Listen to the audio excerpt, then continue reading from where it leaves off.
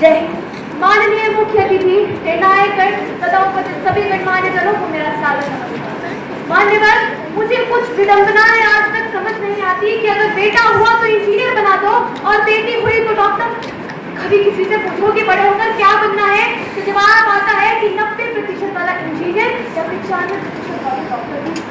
कभी किसी ने नहीं कहा कि मुझे लेखक बनना है, मुझे चित्रकार बनना है, मुझे ये सोचते ना तो परीक्षा में अंक दिलाते हो ना ही समाज का, परंतु दोष किसका? जी हाँ, वही रट्टामार शिक्षा प्रणाली जो छात्र की रचनात्मक सोच को परीक्षा कक्ष के 4 दीवारों में बंद कर देती है।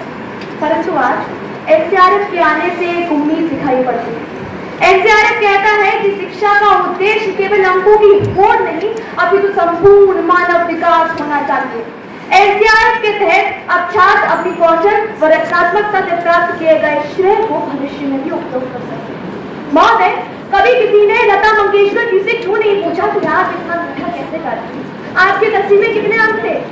ऐसे अनेक महान हस्तियां जैसे खेल में सचिन तेंदुलकर और व्यवसाय में धीरूभाई अंबानी जी, इन्हें कौन नहीं जानता। ये वही लोग हैं जिन्होंने अंकों पे नहीं अभी तो अपने कौशल पर विश्वास किया और आज अपने क्षेत्र में महारत की। ध्यान देने योग्य बात तो ये है कि ये मुकाम उन्हें अंकों से तो ना मिल पाता।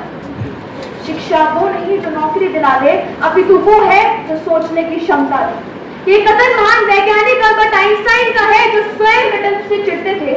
महोदय, एक डॉक्टर अगर बेईमानी से डॉक्टर बन जाए तो पूरे जीवन में 100 से 200 लोगों को जल्दी यमराज के साथ या इंद्र के पास पहुंचाने की व्यवस्था कर देता है। लेकिन अगर एक अध्यापक गलत हो जाए, एक अध्यापक अगर अपना काम ठीक से ना करे तो यकीन मानिए वो है किसी पीढ़ी तैयार कर रहा है या तो देश को सबसे आगे ले जा सकता है या 100 वर्ष पीछे। प्रतिशत कितना बोझ है। हर साल हो रही आत्महत्या इस बात का वास्तविक प्रमाण है कि अंकों की होड़ एक मां से उसका बेटा भी छीन सकती है।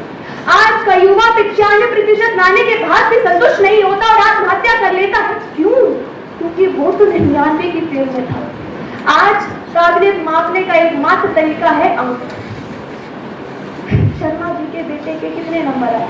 ये सवाल तो अक्सर पूछा जाता है, लेकिन क्या किसी ने शर्मा जी के बेटे से पूछा कि उसने कितना सीखा, कितना रचा?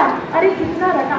प्रसिद्ध मनोवैज्ञानिक डॉक्टर हार्वर्ड गार्डन ने अपने बहुबुद्धि सिद्धांत में सिद्ध अथवा स्पष्ट किया है कि हर बच्चा अलग तरह से प्रतिभाशाली होता है। बच्चे की काबिलियत का मूल्यांकन अंकों से नहीं किया जाता। मान्यवर, हम युवाओं को आजादी की लड़ाई में योगदान देने का सौभाग्य प्राप्त नहीं मिला, परंतु आज आवश्यकता है। जो युवा चल सकता है वो चले, जो दौड़ सकता है वो दौड़े, जो रेंग सकता है वो रेंगे, परंतु अपने कर्तव्य का निर्वहन अवश्य करें। मां भारती भी चाहेगी यदि कोई युवा क्रिकेट, हॉकी, कबड्डी जीते तो भारत का जीते। कोई हेमा दास दौड़ कर नारी सशक्तिकरण का उदाहरण देती हुई स्वर्ण जीते तो भारत का जीते। हमारे गांव का युवा आगे आए और नीरज चोपड़ा की तरह खड़ा देखे। रचनाएं ऐसी रची जाए कि साहित्य नोबेल भारत को मिले, क्योंकि हमारे प्रेरणा स्रोत स्वामी विवेकानंद कहा करते थे, यदि मुझे 100 ऊर्जावान युवा मिल जाए तो मैं देश की दशा दिशा दोनों बदल सकता हूँ। अंत में मैं अपने ही पक्ष पर अड़िग रहते हुए पुनः दोहराना चाहूंगी कि चेतावनी है मानव, रचनात्मकता के बल पर तू कर सुनिश्चित। ज्ञान, स्थान, अनुसंधान के न चिन्ह भिन्न हो, बाल अंतर मन सृजित है।